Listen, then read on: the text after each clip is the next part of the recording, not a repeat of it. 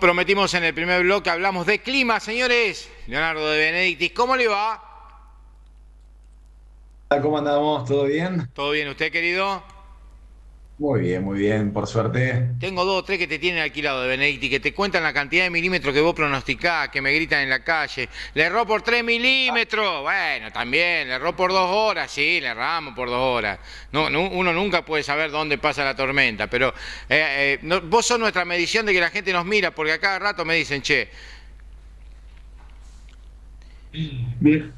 La pregunta ¿es un error eso? Estamos 3 milímetros, ¿es un error? 2 horas, ¿es un error? no, no, en absoluto. Dentro de lo que es una cuestión tan variable como el clima, absolutamente, ojalá que le erremos siempre por 3 milímetros y 2 horas. ¿Sabés qué? Somos Gardel.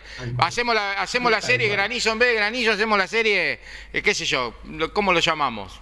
Vení a acertar con nosotros, una cosa así. Escuchá, eh, el servicio meteorológico dice que el miércoles puede estar lloviendo algo por acá. ¿Vos tenés los mismos datos?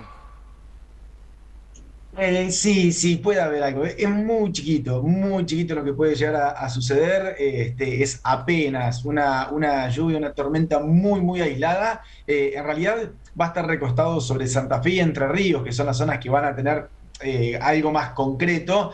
Pero bueno, el sudeste de Córdoba algo puede agarrar muy puntual, muy aislado. Así que algún chaparrón pueden llegar a darse y bueno, registrar algún milímetro. Pero van a ser focos muy dispersos, insisto, para Santa Fe, para Entre Ríos, ahí sí hablamos de alguna tormenta importante, algún evento fuerte, pero para Marcos Juárez y la zona de darse algo va a ser bastante aislado. Che, recién leía previsiones que tienen que ver con rendimientos y con posibilidades de siembra, sobre todo el productor está mirando qué hacer con la siembra de trigo, por varios factores, pero uno de los que pone en análisis la Bolsa de Comercio de Rosario tiene que ver con el clima, con la reserva de humedad, con la posibilidad de que la niña se reedite en esta niña que no se va nunca, pareciera, y que puede tener algún efecto todavía colateral de aquí al mes de octubre. ¿Esos son datos concretos, ciertos, que se están barajando y analizando hoy?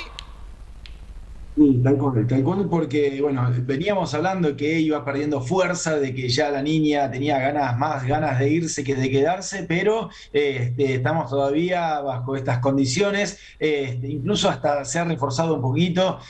No es nada grave desde el punto de vista de las lluvias en invierno, porque las lluvias en invierno con el evento La Niña casi te diría no se modifica, sigue siendo un factor bastante similar con niña o con evento neutral, no hay mucha diferencia, pero sí tiene un impacto bastante importante en el tema de la temperatura, porque con un evento La Niña tenemos un riesgo mayor a tener heladas, frecuencia de heladas, periodo de heladas, es decir, es muy probable que si la niña no se va o si vuelve rápidamente, es probable tener heladas tardías, es decir, que continúe dándose el periodo de helada, la ventana de heladas se extienda, entonces eso sí es una complicación. No juega tanto un papel fundamental en el invierno el tema de la lluvia con la niña, pero sí, obviamente que ya sabemos que la primavera y el verano obviamente es un golpe fuerte, pero bueno, mirando el próximo trimestre o el próximo cuatrimestre, pensando en los 3 meses de invierno y el que falta del otoño, bueno, el tema la niña y lluvias no sería tan preocupante. Yo me inclinaría más a pensar en lo que puede llegar a pasar con el tema de las temperaturas o ya directamente empezar a pensar en el tema de la lluvia, pero en la próxima primavera. Y eso sería un factor importante a tener en cuenta. Claro, Leo,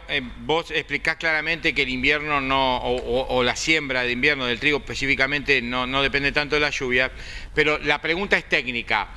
Y no me quedó claro en el análisis. ¿La niña también baja el nivel de humedad? ¿Por qué te lo pregunto esto? Porque una helada con bajo nivel de humedad se transforma en una helada negra que tiene consecuencias mucho más graves para los cultivos. Entonces, te consulto esto, ¿la niña también baja los niveles de humedad además del nivel de lluvia?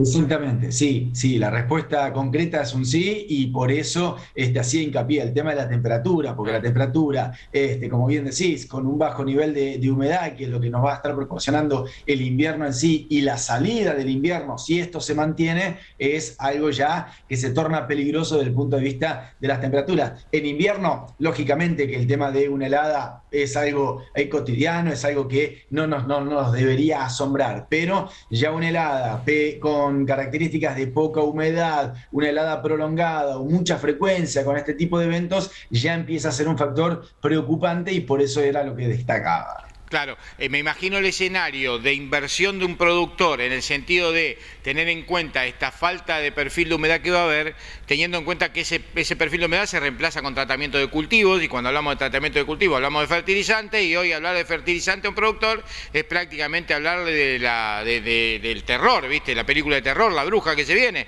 Entonces debe ser difícil de tomar la decisión de sembrar trigo o no, en el sentido de si dan los números realmente o no, ¿no?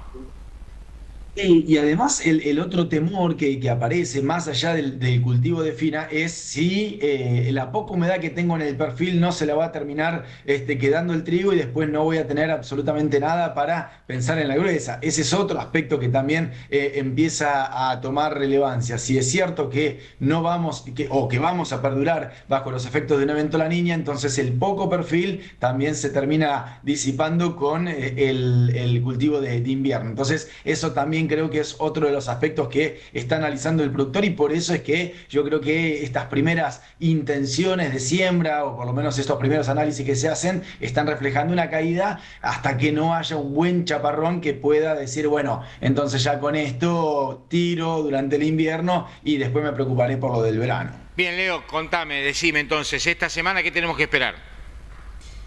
Semana tenemos dos cuestiones importantes. Una, esta que mencionabas del miércoles, que puede llegar a haber algo aislado, pero que fundamentalmente va a ser la puerta al descenso de temperatura. Y esto sí que es bastante destacado porque muy probablemente hacia el final de esta misma semana, entre jueves, pero fundamentalmente el viernes, hablemos de un descenso fuerte y podamos estar hablando del riesgo de alguna helada. Así que atentos porque justamente casi con el cambio de mes vamos a tener ahí un evento de aire frío bastante significativo que puede provocar heladas. No va a ser la zona más golpeada, la zona de Marcos Juárez por el descenso térmico, porque bueno, obviamente que más hacia el sur se va a sentir un poco más, pero de todas maneras alguna helada aislada podemos llegar a tener entre jueves y viernes, ahí como despedida ya del mes de abril, así que atentos con esto porque sería la segunda entrada de aire frío muy importante. Recordamos, y lo tenemos bien fresco en la memoria, lo que pasó el 31 de marzo, 1 de abril, bueno, en el inicio del mes ese golpe frío, ahora en el final de mes otro golpe frío que puede afectar